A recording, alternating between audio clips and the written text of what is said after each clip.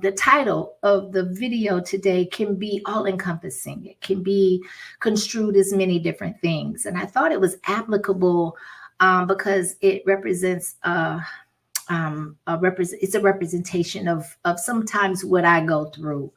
I'm an empath, right? And so I pick up on things that I wish I didn't pick up on, and I'm grateful for a lot of the things that I do pick up on.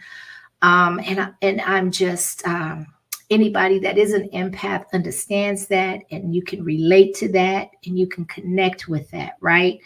At the same time, just like with anything else that you consider a gift, it can sometimes feel like it's not such a gift, right?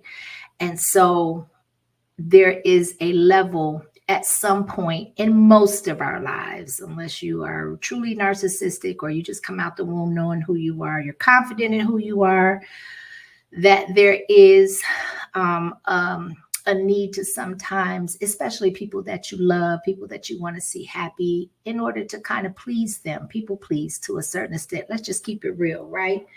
Keep it authentic, keep it funky, keep it 100. Listen, there is a sense sometimes of us wanting to please people that we love, people that we care about, people sometimes, you know, for some of us, the need to, or the desire, maybe not the need, but the desire to please people that we don't know, we just want to put a smile on their face. You know, once you set an impression upon somebody, you tend to kind of want to hold on to that impression. And one thing I'm learning, particularly now that it applies also to the YouTube arena, is that, you know, you come in contact with many, many people, most of them, if not a majority of them, you do not know. We just don't know. We become familiar.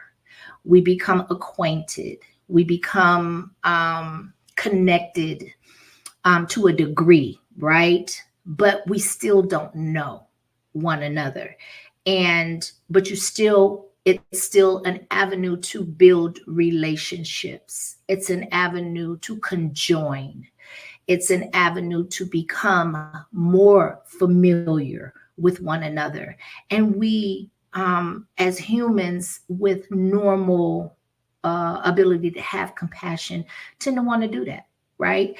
And so one of the things that I often hear is, and I've been hearing on these YouTube streets, is talking about people being fake, right? And I think we need to kind of make clear and put some clarity on the definition of fake when it comes to the YouTube or the social media platform arena, right? I think it depends on the person's perspective. They're feeling at the time that they're having this perspective that they feel offended, or they feel they're picking up something that they feel is not authentic from someone else in the chat, on the panel, in the social media world, right? And so I just want to have the discussion and really kind of provoke some type of thought process, because definitely there's some fakeness going on. However, I will also venture to say that just because a person shows a whole platform of people that they don't know, that a majority of them they will never meet, they will never come in physical contact with, they will never conjoin with in person, it is a fine line, in my opinion. You're not going to give and be able and be in a position to give those people what you would give people in real life, because real life affects your everyday consequence. It yields consequences. It affects your everyday outcomes.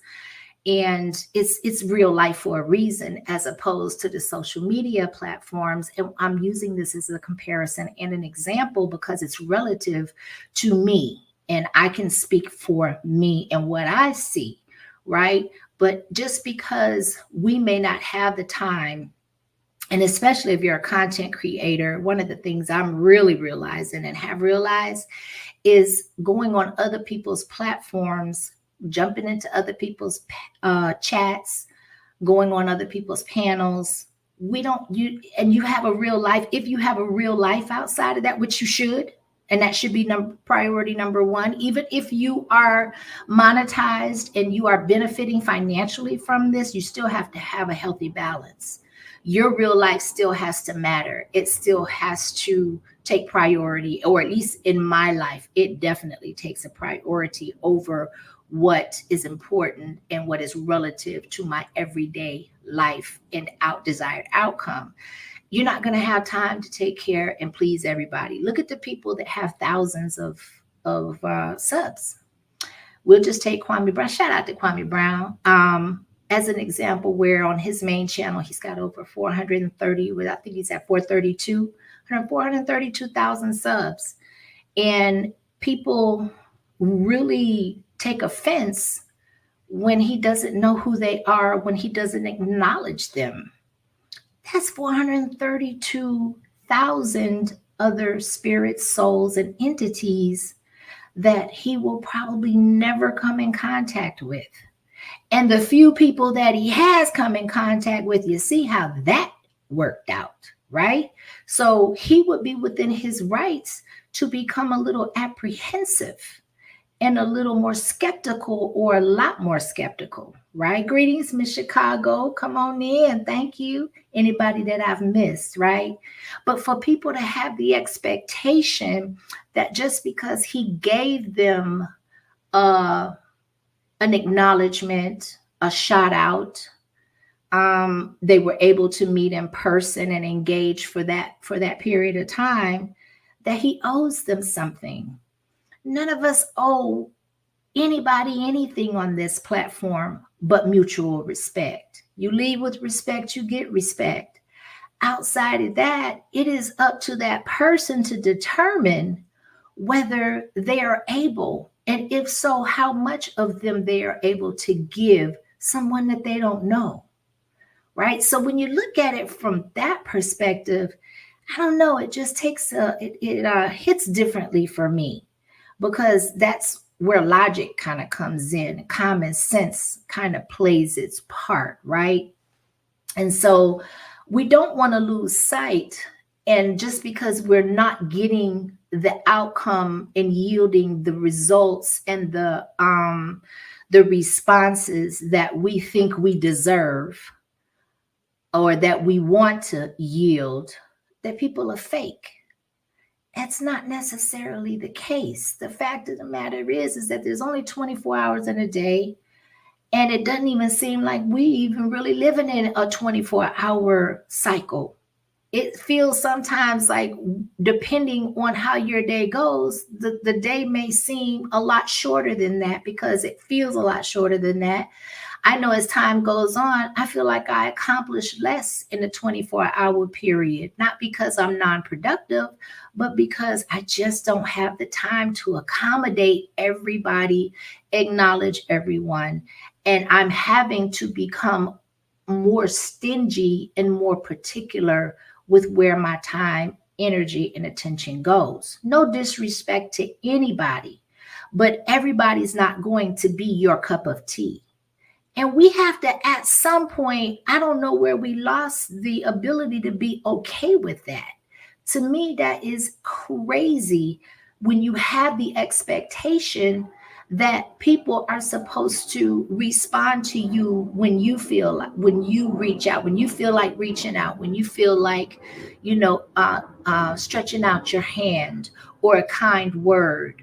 And anybody that speaks to me, I'm grateful. I'm grateful that they thought enough to do so. I appreciate it. And I think that we have to remind ourselves that's important, that we're owed nothing in this world. We're owed nothing at the end of the day. And when your expectations exceed people's, actually, to me, what I do is I try not to have expectations, especially from people I don't know. To me, that's crazy. But I digress, right? But my whole thing is when you don't reciprocate it, now people get into their feelings. People get offended. And then they can go talk about you. They can act funny, or whatever you consider acting funny is.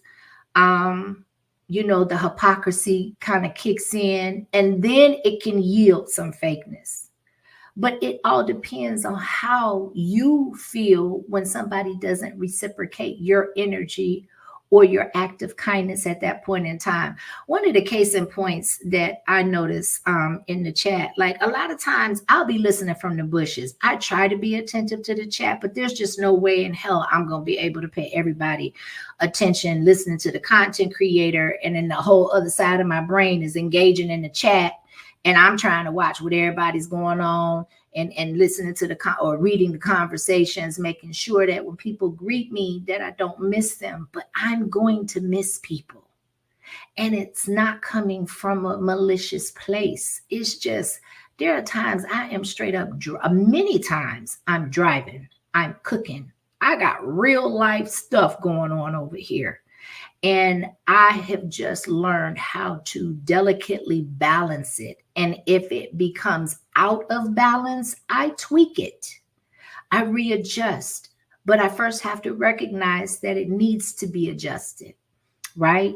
And so if somebody don't speak to you in the chat, and majority of the time they do respond to you, but they seem to be responding to everybody else, let's not be so quick to jump to judgment and to jump to the fact that, okay, well, that person must be feeling some type of way about me because they didn't speak back. People are actually out here doing stuff. People have lives. People are at work. People are in motion. People, shout out to Miss Yo, my Laverne, where she say, get out and make something shake and move, because those are going to yield your real life results. And at the end of the day, anything can happen to where people make the decision, or the decision is made for them where they're no longer even on the platform. And a lot of times you may or may not even miss that person just kind of bowing out or disappearing gracefully to the point where they don't announce it, right?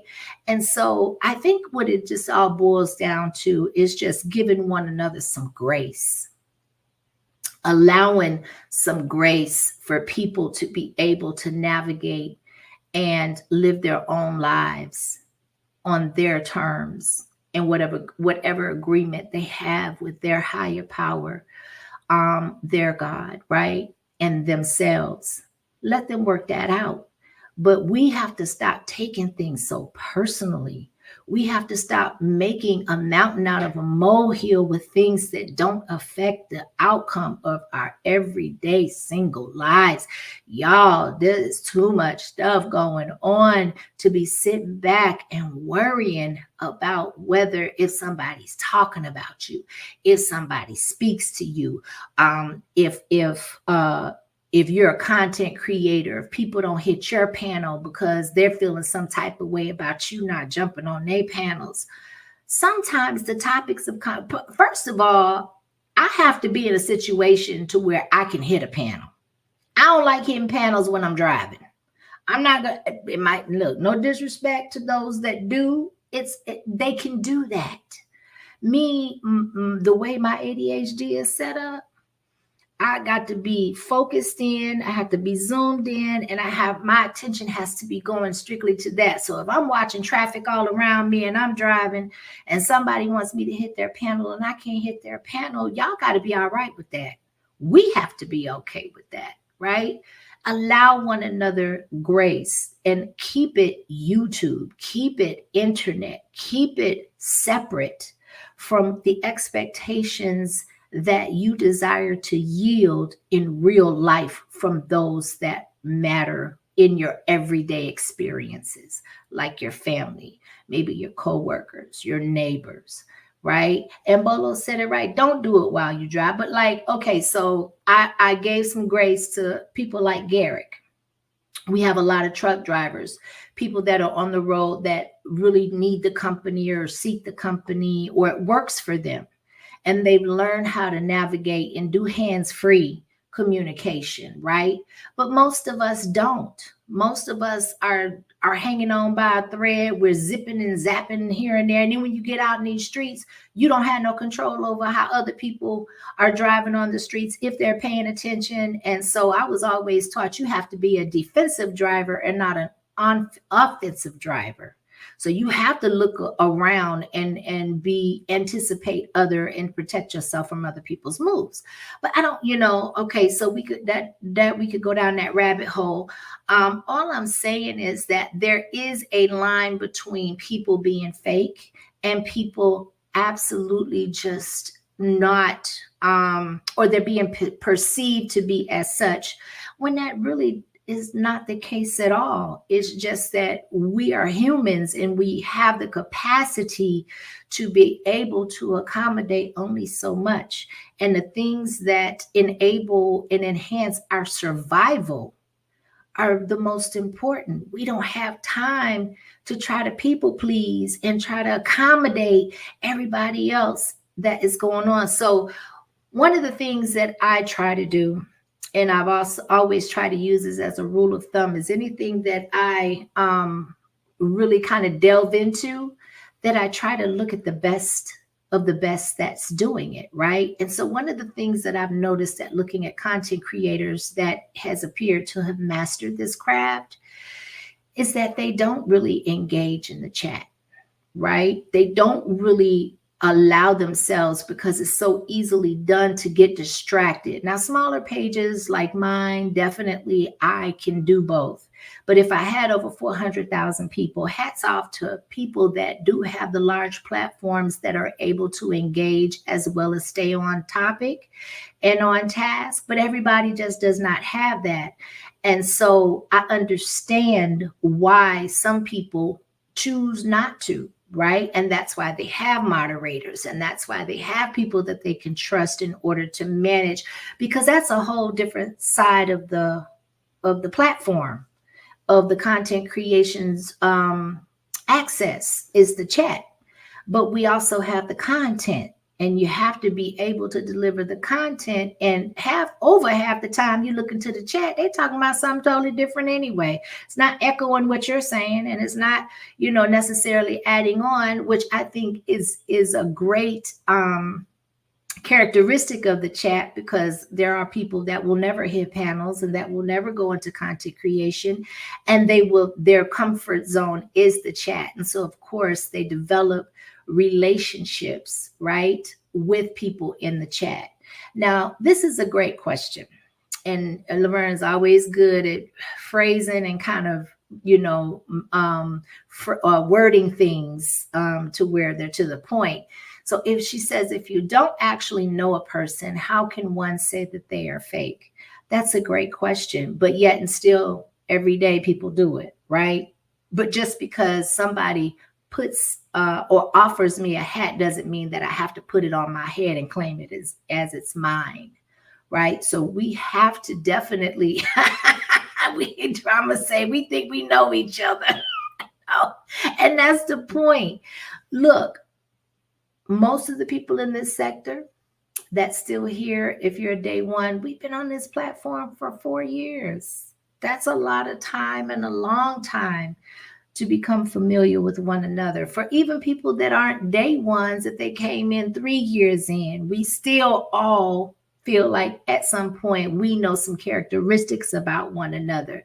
But it's the capacity, right? So we understand, or we should understand. And if we don't, I want to present to you a different option and a different perspective of looking at it as through the lens of understanding that this is a virtual platform.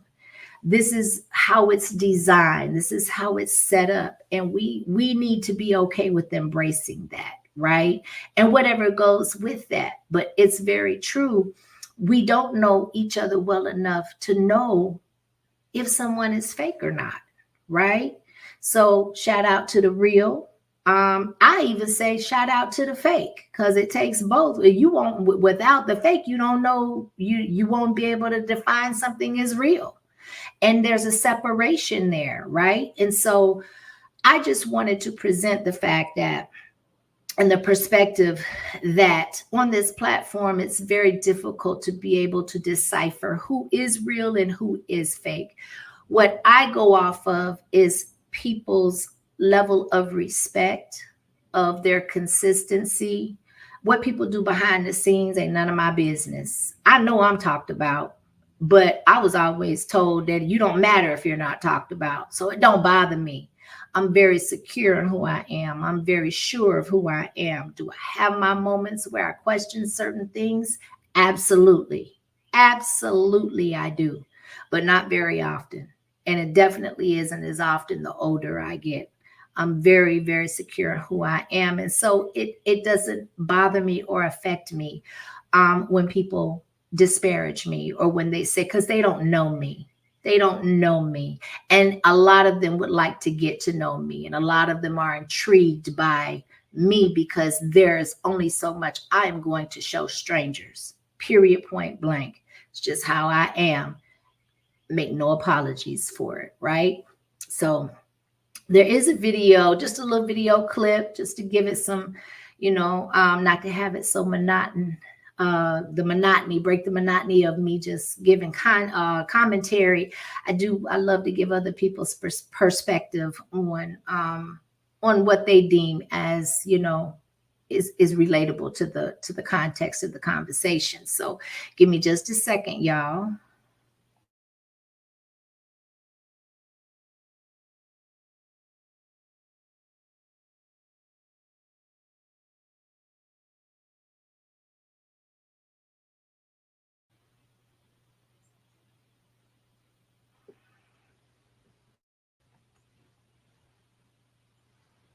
Hold on, I got something's on mute. Oh, there we go. Okay.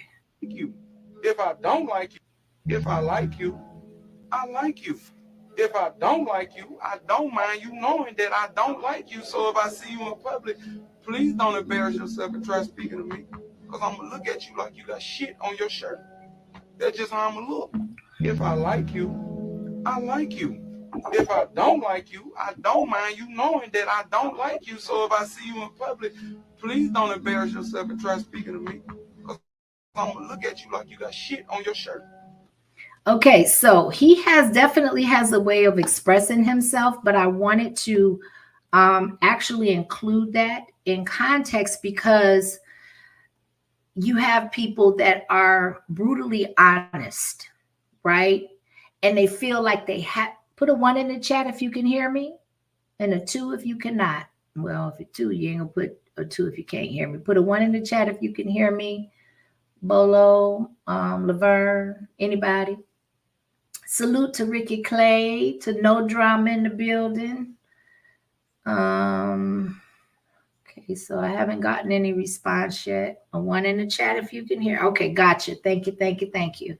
So you have some people that are brutally honest, right? And they feel like they have to tell you exactly what they're feeling at the time that they're feeling it.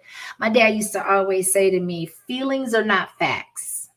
Feelings. So basically he was trying to iterate to me that they don't and they should not have as much weight as what's presented before you, right? And later I realized and learned that feelings should not lead decision making, right? And once I realized that, I was like, well, feelings can get you in a lot of trouble if you lead with them. And there are a lot of times where people they go so hard to try to prove that whatever their definition of fake is, that they do the extreme opposite. So now they're cussing everybody out. They're aggressive. They have to tell you everything that's on their mind. They have to be brutally honest, right?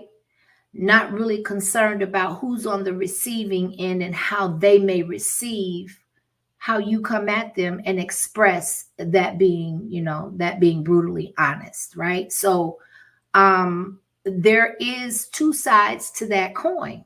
You have people pleasers, and then you have people that don't give a damn about nobody, and they spend their every waking moment making sure that everybody in their midst knows that they don't give a damn about nobody. They don't consider your feelings. They don't care how you perceive them. Just know that this is who they are. They real with it. They a buck. They 100. And this is what you get. You don't like it, move around. And that's your option. That is an option, is to move around. We don't have to engage. We don't have to go back and forth. Now, if you're doing it in order to make money, that's not my lane. I support you in it. Do your thing. But just know what comes with that. You're not going to have a peace you're not going to be able to coexist with peace and keep kicking up dust and drama and yield financial success that's sustained, that's long-term, that's brought about through a peaceful transition, as opposed there's just going to be certain things you're not going to get to go with that, right? And so that is a lot of people's perspective. Like, I'm real, this is who I am, you like it or you don't. And the one thing that I would like to say to that is that just because a person does not openly receive you being so real and so straight up does not mean that it gives you permission and the right to be so aggressive and so ruthless and so mean in order to be real. To me, the definition of real, y'all, is somebody that's authentically themselves, right? Not trying to prove a point or trying to overexert yourself to get the point across and conveyed as to how real you are. This is not what it's supposed to look like. Real to me is authentically being who you are at all times to the best of your ability. Now, for me, I learned early on in life, because I'm biracial, because I have had parents that came from two totally different cultures and backgrounds. I went to several different schools, lived in several different types of neighborhoods, been surrounded by all different nationalities of people. I've been in the corporate world. I've been in the entrepreneurial world. I've gone to predominantly African-American schools. I've gone to predominantly white schools. I've been all over. I do feel that there has to be different sides to a person, but that doesn't make you fake. Like, I'm not going to go into a job interview dressed in club gear, talking about I'm going to be an asset to your multi-million-dollar corporation and I'm going to represent you well with my boobies hanging out and my booty print visible to the public, to the general public, right? So there has to be some order, and there has to be an ability to adjust to your surroundings. Let me just say, in my personal opinion, that does not make you fake. That makes you wise enough to be able, as long as you are still authentically you, nobody is going to be one way everywhere they go. I'm not going to have the same disposition at a baseball game that I have at the grocery store. It doesn't make sense. It's not logical. Y'all hold on. I'm about to let my coals go out. Hold on a second.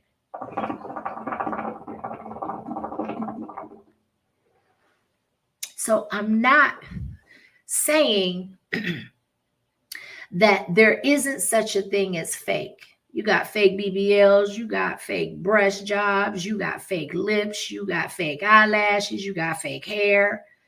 But even if you have all of those things on you at one time, it's not necessarily going to mean that you are a fake person. You still have a real heart. You still have a real mind. Now, how you present yourself and how you convey yourself to others and how you treat others will define your level of fakeness if it exists within you. But just because we go through outwardly modifications, now for me, I was raised in a home where I've always had so much going on academically. My parents always kept me busy that my dad used to say, beauty is within. We're going to work on your inside and build you from the inside out, because the outward appearance fades over time. And if you focus too much on that, that's what you're going to determine your self-worth on, and it's not going to be sustainable. And I am so grateful that that was instilled in me. But frankly, I didn't learn how to put makeup on. That's why I don't wear it. There are times where I wish I could apply it and not think that I look crazy. But I'm so used to not wearing it that when I do apply even the minimum, the bare minimum, I'm out of my element, right? And not to belabor the point, but what I'm saying is that from the outside looking in, there is the definition of fake is based on each individual's perception of what their definition is to them, right? And so we have to adapt to our surroundings, but it doesn't necessarily make us fake, right? And again, what is the definition of fake? It's going to be different for each and every one of us, even if there's 2 or 3 words that one person says to make the definition real for them that another person doesn't say. Or if that other person says something slightly different, it's not going to yield the same. It's not going to mean the same for everybody. But I wanted to give that perspective because there's 2 sides to each coin. You got people that try to keep the peace. I'm one of those people. Now, don't get me wrong. I will turn up, especially if there are certain things that are affected in my life or gone after in my life. I will transform on your ass and you won't recognize me. That doesn't make me fake. That makes me willing and able to adjust based on the severity of the attack and the threat to my survival and those that I love. But I try to surround myself and keep myself with people and keep myself in an environment where I can yield peace so it can be reciprocated in kind. I want to give peace. I want to give love. I want to give respect because that's what I demand in return, right? So Rachel Banks says, beauty is only skin deep, but ugliness is to the bone. I like that. I like that because it takes a lot to be ugly. Let me tell you something. I've been ugly. I've been ugly from the inside out, and it was draining. At some point in my life, I had to make a decision, and it was intentional. This is not me. This is not who I was created to be, and I was not being my authentic self. Hurt people hurt people. When I was ugly, it was coming from a painful place because I felt somebody had been ugly to me. And I felt taken advantage of, and I felt that I wasn't respected. So what did I do? I yielded in kind. I gave the same energy I was being given, and it drained me. So what I do, I just changed my people, my places, and my things. I changed my environment. I changed my decisions. I started to adjust the gauge on who I gave my ears, my eyes, and my presence to. Everybody should not have access to you, especially full access. It should be limited. Because if it's not limited, you're not going to have enough of a capacity to give that and to pass that along to those that deserve it and that need it the most, right? So this is as usual, a multi-layered conversation. But I want to give perspective because sometimes we can get lost in what is real and what is fake. right? You got women with BBLs walking around here talking about that's their real ass, knowing good and doggone well it's not. But that's not your issue. There's something within them that prevents them from being honest, that doesn't set well within themselves. But that has nothing to do with you, but it's just an example as to how the real can seem fake and the fake can seem real, right? Depending on the presenter. So let's go to another little short clip video to give a different perspective on fake. And this is going to substantiate what I'm saying about people's definitions of being fake and being real are going to be different to everybody, right?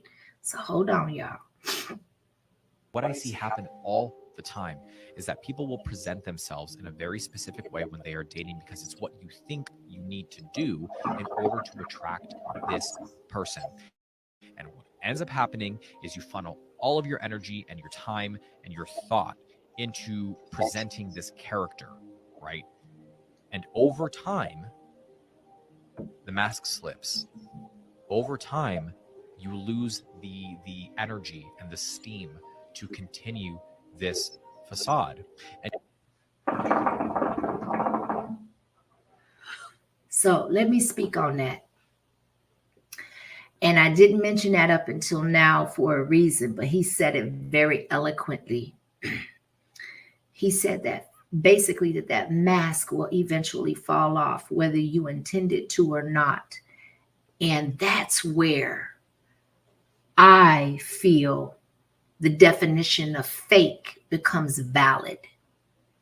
It is given validity, because if you are not your true, authentic self, you can only hold that role for so long. Just like when you go to act and you're playing a role, you have to absolutely get into that role in order to be able to become that role that you act in, right?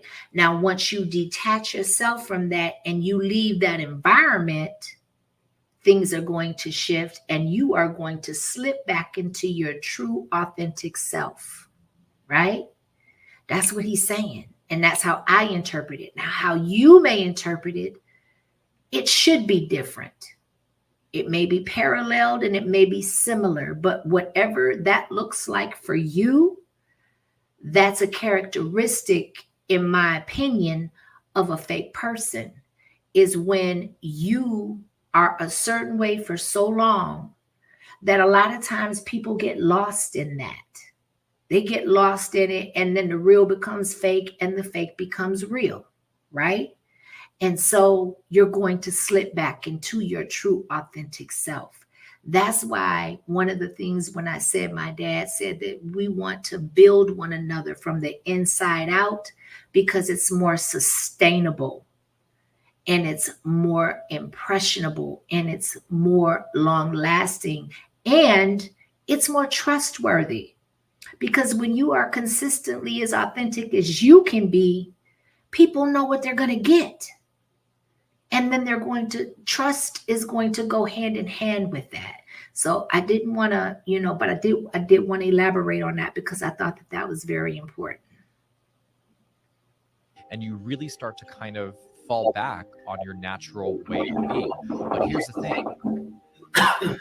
When you invest so much time and energy into creating this persona or this personality, and you start to run out of energy, it actually heightens your insecurity, because now you start to freak out that your real personality is going to come out, and now you've developed a bond and a connection with this person, and what if they don't like you for who you are? So what ends up happening, a lot of people self-sabotage their relationship by being inauthentic to you, right? So I want to go back a little bit more because I want to break this down a little bit, right? I don't want everything he said definitely has validity to it, and it's worth expounding on.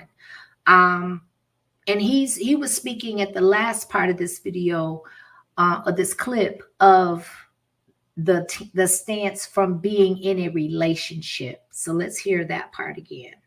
Invest so much time and energy into creating this persona or this personality, and you start to run out of energy, it actually heightens your insecurity.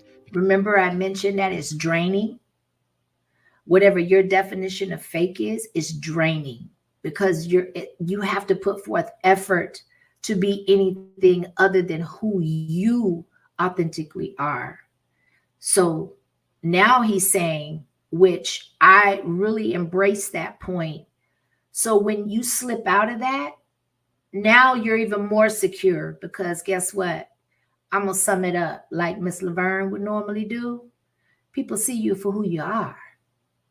And of course, you're going to feel insecure because you've been found out that what you were giving was not authentic. Let's continue.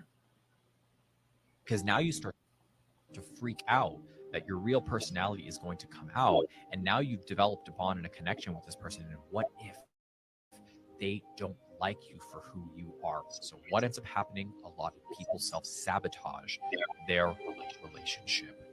And that is for any relationship. It doesn't have to be in a romantic relationship. That could be in a relationship with you and your children, with you and your coworkers, with you and your parents, with you and bloodline family members, right? You can go to a cookout at a family reunion with people that you haven't seen in years. They're not going to know who you are because they haven't been around you. Even if y'all talk regularly on the phone and y'all catch up, it is not the same as being in your tribe, in your immediate environment, y'all seeing each other, going to each other's houses, meeting up for lunch. That I remember there was a pastor one time that said, and I'm not going to mention his name because he all up in the mess, but he did say something that was profound that stuck with me. He said he told his wife one time, you got to be super careful who you form relationships and friendships with, because that's a responsibility. Once you establish a new girlfriend or a homeboy, right, that's going to take investment, time, energy, and a lot of what you have and who you are to give that out to them.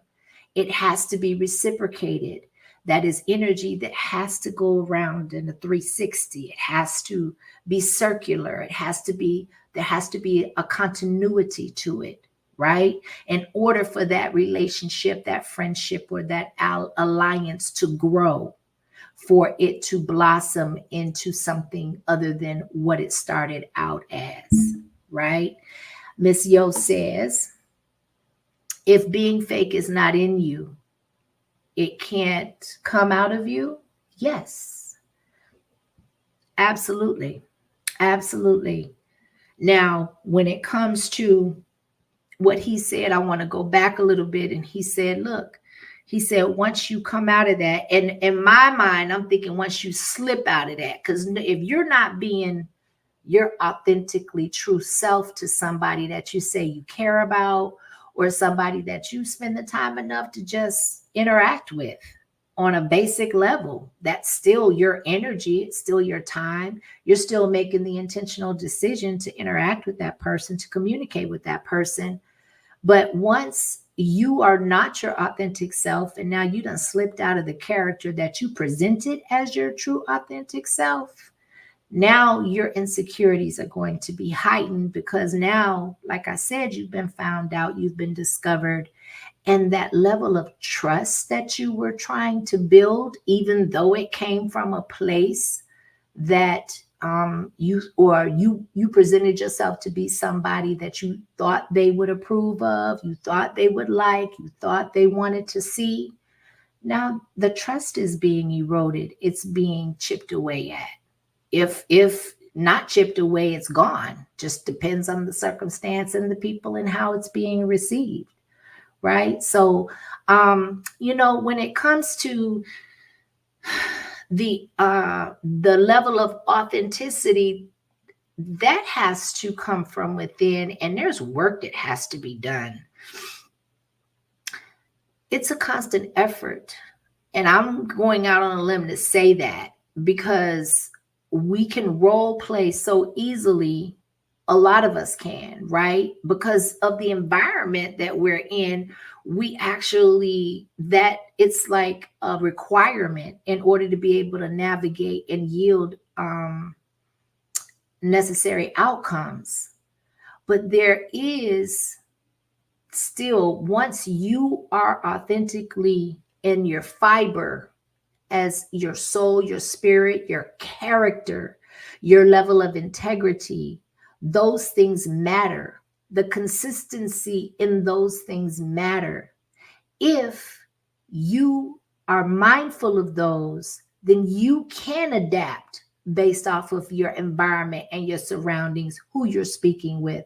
That's like going to engage or to do business with someone that doesn't speak your language, or they don't speak your language fluidly. And now you have to learn how, or adjust and try to communicate in meet them halfway to meet them to be able to speak their language so that they can understand where you're coming from or what you're trying to convey. It's the same thing. You're adapting to your environment.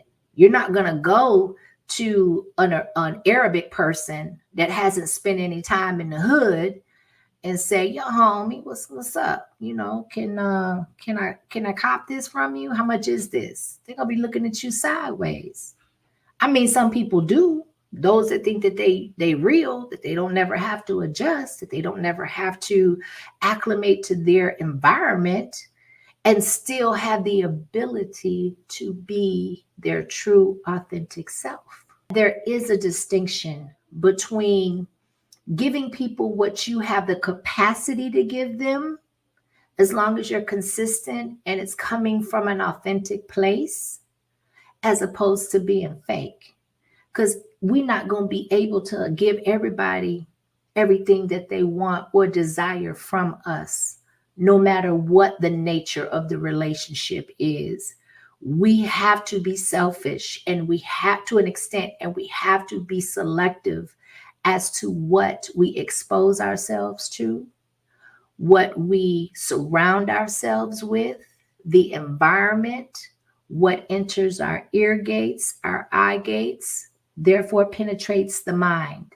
And the mind is the one thing and the primary thing that the powers that be go after, because the body follows the mind. So if they can skip past everything else and control the mind, then guess what? Then they've accomplished their goal, right? And so with that being said, this one's going to be a good one, y'all. Okay, this one is speaking on being fake with God, because we talked about being fake with people, but at the end of the day, it's our relationship with God that matters more than any of our relationships with people, right? So let's go ahead with this. Start.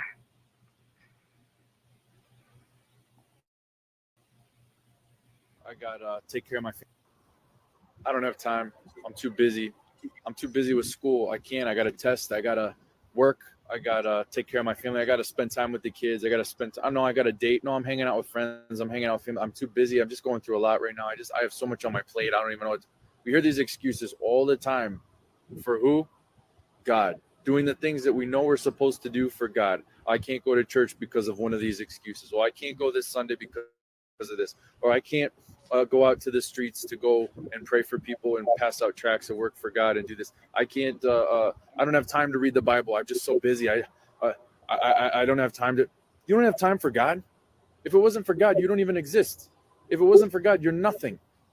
All this time that you have is because of Him. He's supposed to be number one. We shouldn't be finding excuses for God.